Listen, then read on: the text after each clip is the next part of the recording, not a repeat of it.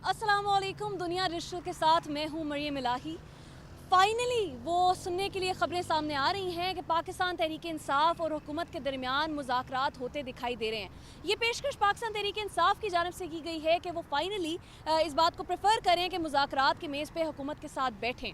इससे पहले पाकिस्तान तहरीक इंसाफ जो है थोड़ी रिलक्टेंट दिखाई देती थी हुकूमत के साथ मुज़ाकरात को लेकर। अगर प्रेफर किया जाता था तो ये किया जाता था कि इस्टेब्लिशमेंट के साथ बैठ कर जो है वो मुज़ाकरात को एग्जीक्यूट कर सकते हैं, लेकिन इस मामले में हुकूमत की जानिब से भी जो है इस दफ़ा काफ़ी फ्लेक्सिबिलिटी दिखाई जा रही है। मुल्क में मुफाहमत की सियासत को प्रमोट करने के लिए हुकूमत का ये कहना है कि पाकिस्तान तहरीक इंसाफ के साथ बैठने के लिए तैयार हैं। मामला क्या है, इसके पीछे बैकड्रॉप में, इसके बैकग्राउंड में क्या चल रहा है और अगर ऐसा होता है तो उसके इम्प्लिकेशंस क्या होंगे। हमारे साथ इस वक्त अदील बड़ाइश मौजूद हैं, दुनिया न्यूज़ इस्लामाबाद के ब्यूरो चीफ और एडिटर दुनिया रोज़नामा। उनसे जानते हैं, उनसे मज़ीद बात करते हैं। दुनिया, मुझे बताइएगा अदील के ये जो मामला सामने आ रहा है, ख़बरें सामने आ रही हैं कि पाकिस्तान तहरीक इंसाफ और हुकूमत फाइनली बैठेंगे मुज़ाकरात की मेज़ पे, इसकी अगर तो ये एग्जीक्यूट होता है इम्प्लिकेशंस क्या हैं। लेकिन आप मुझे ये बताएं कि बैकग्राउंड में ऐसा क्या चल रहा है, अचानक इस किस्म की कॉल आना कि हम बैठना चाहते हैं, एहतजाज की भी कॉल्स दी गई और चीज़ों को, तो ये किस तरफ जाती हुई दिखाई दे रही हैं? बहुत शुक्रिया मरियम।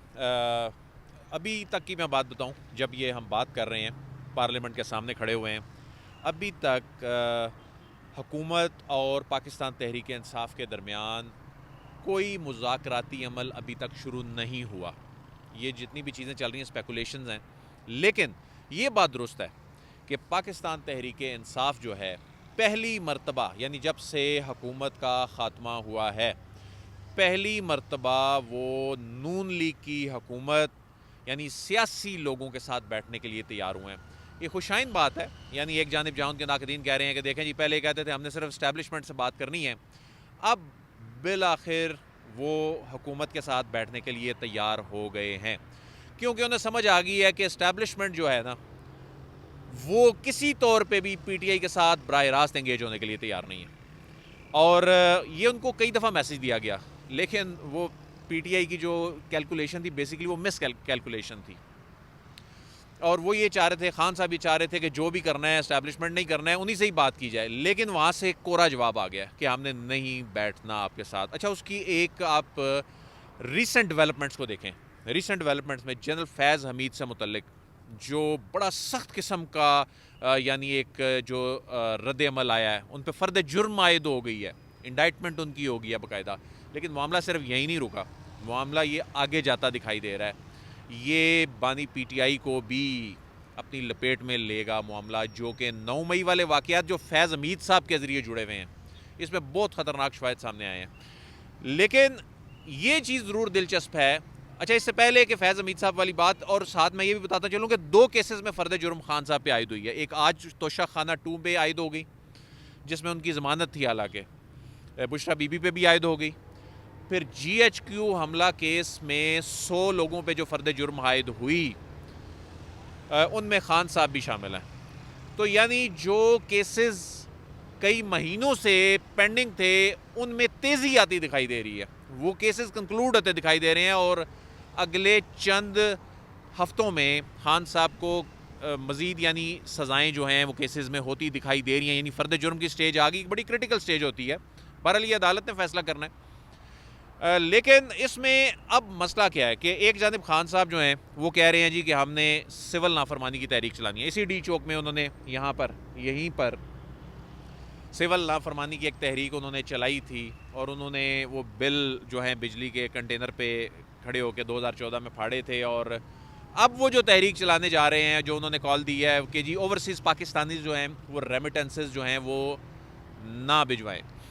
इनको जो पार्टी के अंदर से इनको जो फीडबैक आया है, पार्टी के अंदर से जो आवाज़ें उठ रही हैं, उस पर काफ़ी ज़्यादा उस पर मुज़ामत नज़र आ रही है। और उनको ये कहा भी जा रहा है ये कामयाब नहीं होगी। उसकी बहुत सी रीज़न है कि हमने एक रिपोर्ट भी नाज़रीन के साथ शेयर की थी कि नवंबर 2023 की अगर हम बात करें तो ये सारा पॉलिटिकल प्रोसेस तो वही चल रहा है ना, जिसमें पाकिस्तान तहरीक इंसाफ के साथ जो कुछ हो रहा है, और ये कहते हैं हमारे सारे फॉलोअर्स बाहर हैं। तो नवंबर 2024 के हमने डाटा पे जब नज़र दौड़ाई तो मालूम हुआ कि लोगों ने तो रेमिटेंसेस ज़्यादा भिजवानी शुरू कर दी हैं, क्योंकि ये एक बड़ा डिफरेंट किस्म का फिनोमिना है। ये ज़रूरत के ऊपर मबनी ये सारा जो रेमिटेंसेस का मामला चलता है, ना कि ये सियासत से इसका कोई ताल्लुक जो है वो जुड़ा हुआ है। बहरहाल अब आप यहाँ से ही 26 नवंबर इसी जगह से हम रिपोर्ट कर रहे थे। 26 नवंबर को जो सिचुएशन थी, इनके पास कोई लायामल नहीं था। 26 नवंबर के हाइप इन्होंने क्रिएट की, वो कामयाब नहीं हो सका। उसके बाद अब नया मोमेंटम बनता दिखाई नहीं दे रहा। इन्होंने फिर वो जो लाशों वाला जो मामला था, लोग मर गए, लोग कत्ल कर दिए गए, उसमें इन्होंने एविडेंस देने थे, अभी तक वो नहीं दे सके। तो वो बयानिया क्या बनाना है वो भी अभी तक समझ नहीं आ रहा पाकिस्तान तहरीक इंसाफ को। इसमें इतनी कॉन्ट्रडिक्शन थी कि उन्होंने अपना खुद केस, यानी जो बेचारे जिन्होंने जान की बाजी हारी भी, उसकी जो भी उस वक्त सूरत हाल बनी, उसके बावजूद पाकिस्तान तहरीक इंसाफ ने खुद अपना केस ख़राब कर दिया। तो अब उसके बाद अब खान साहब की मुश्किलात बढ़ती चली जा रही हैं। खान साहब के बाहर निकलने के चांसेस ख़त्म होते जा रहे हैं। और यानी क्या कहा जा रहा था जी, वो तो केपी में शिफ्ट हो जाएंगे, वो तो जी बनी गाला शिफ्ट हो जाएंगे। ऐसा कुछ भी नहीं हो रहा था, बल्कि बड़ी इंटरेस्टिंग चीज़ आपने बताई कि सिविल नाफरमानी की कॉल भी दी गई। पाकिस्तान तहरीक इंसाफ की लीडरशिप की जानिब से भी ये बताया जा रहा है कि ये खबरें सामने आ रही हैं कि वो बानी पीटीआई को ये भी कन्वे करने की कोशिश करें कि हम शायद अभी इसके लिए प्रिपेयर्ड नहीं हैं कि जिस तरह का हमने बयानिए का लॉस बेसिकली फेस किया है 24 नवंबर के बाद, 26 नवंबर के बाद। तो ये बड़ी इंटरेस्टिंग चीज़ है कि सिविल नाफरमानी भी वो बैक टू बैक चल रही है। सर, दूसरी जानिब ये बताइएगा कि पाकिस्तान तहरीक इंसाफ की तो बात हमने कर ली, हुकूमत के कुछ जो अरकान असम्बली हैं उनकी जानिब से भी ये बयानात सामने आ रहे हैं कि अगर माइनस इमरान खान किया जाए तो मुज़ाकरात के लिए जो है हम राज़ी हो सकते हैं, जबकि पीटीआई ये कह रही है कि कोई भी कोई कंडीशंस ना रखी जाएं इस मुज़ाकरात। अच्छा देखें मरियम, ये मुज़ाकरात तो अल्टीमेटली एक ही मामले पे हो रहे हैं। वो ठीक है जी, 9 मई पे जुडिशल कमीशन बनाएं, 26 नवंबर पे जुडिशल कमीशन बनाएं। मुज़ाकरात का इस वक्त पीटीआई का सिर्फ एक ही जो है ना सबसे पहली शर्त वो ये है कि खान साहब की कोई किसी तरीके से रिहाई, और खान साहब की प्रायोरिटीज़ में भी ये है। लेकिन मसला ये है कि उसके लिए तो ज़ाहिर है फिर खान साहब को बाहर आके सिस्टम को तस्लीम करना होगा, इनकी हुकूमत को तस्लीम करना होगा। हुकूमत क्यों कर मुज़ाकरात की मेज़ पे बैठ के उनको फैसिलिटेट करेगी जब आप उनको कहेंगे कि मैंने आपको तस्लीम भी नहीं करना और मैंने बाहर आके अनरेस्ट पैदा करना है, मैंने बाहर आके शोरश पैदा करनी है। तो उनकी मुश्किलात तो बढ़ती चली जाएंगी। इस्टेब्लिशमेंट किसी सूरत भी तैयार नहीं है बराह रास्त खान साहब से बात करने के लिए। उन्होंने कहा बैठना सियासी क़यादत के साथ बैठें। सियासी क़यादत कह रही है तो फिर आप बाहर रहेंगे तो फिर क्या आप हमें तस्लीम करेंगे? क्या तय पाएगा? क्या लिख कर देंगे? तो पीटीआई को भी खुद समझ नहीं आ रही कि उसने करना क्या है। अभी तक बस यही है, एक एग्रेशन, एक एग्रेसिव स्ट्रैटेजी के साथ जी हम आ जाएंगे जी इस्लामाबाद। आकर करेंगे क्या? वो आपने 26 नवंबर को देख लिया। कोई प्लान था ही नहीं सिवाय इसके कि बुशरा बीबी और अली मीन गंडापुर जो हैं वो मारगला की पहाड़ियों के रास्ते केपी के चले गए। तो अब इनको ये भी बताया जा रहा है कि अब लोग उस तरह से निकलेंगे भी नहीं। बड़ी तादाद में उस वक्त लोग 24 नवंबर को निकले थे, लेकिन अब लोग इनको बताया जा रहा है निकलेंगे भी नहीं। और एक ऐसा हाइप, एक ऐसा खौफ, ऐसा एक सूरत हाल बन चुकी है कि उसके बाद अब लोगों का निकलना ज़रा मुश्किल होगा। तो मुज़ाकरात का जो आपका क्वेश्चन भी था, देखें इमरान खान साहब ने जेल से बाहर आना है, जेल से बाहर नहीं आना, इसमें हुकूमत के पास भी लिमिटेड ऑप्शंस हैं। यानी हुकूमत के पास ऑप्शन, ये ऐसे मामलात हैं जो ऐसे नहीं है कि हुकूमत ने डिसाइड करना है और ये हो जाना है। उसमें यही है कि एक मामला कम अज़ कम शुरू तो हो, उसके लिए सियासतदानों को सियासतदानों की तरह बिहेव करना पड़ेगा, उसमें टाइम लगेगा।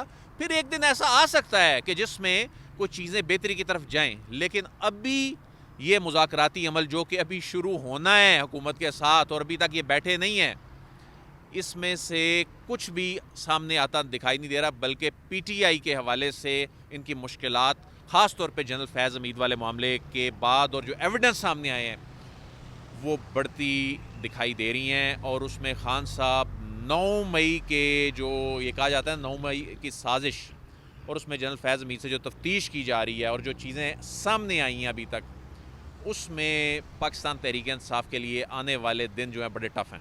पाकिस्तान तहरीक इंसाफ के लिए आने वाले दिन वाकई बहुत टफ दिखाई दे रहे हैं, गिवन दैट जिस तरह उनके ऊपर बैक टू बैक फर्दर जुर्म आयद होती दिखाई दे रही है। और जिस तरह के अभी ये अदील वड़ायर जिक्र कर रहे थे कि फर्दर जुर्म आयद होना फैज़ हमीद के ऊपर, इन सब की इम्प्लिकेशंस तो आने वाले दिनों में नज़र आएंगी। और ये जो सियासी मुज़ाकरात, जो कि एक खुशाइन बात है कि मुज़ाकरात के मेज़ पे पार्टीज़ को बैठ जाना चाहिए अल्टीमेटली, लेकिन उसमें से कितने आउटकम्स निकलते हुए दिखाई दे रहे हैं और कितने कॉन्क्रीट रिजल्ट्स निकलते हुए दिखाई दे रहे हैं, उसके ऑप्शंस भी हुकूमत के पास, इनफैक्ट पीटीआई के पास बहुत लिमिटेड है। दुनिया डिजिटल से मरियम इलाही को दीजिए इजाज़त। अल्लाह हाफ़िज़।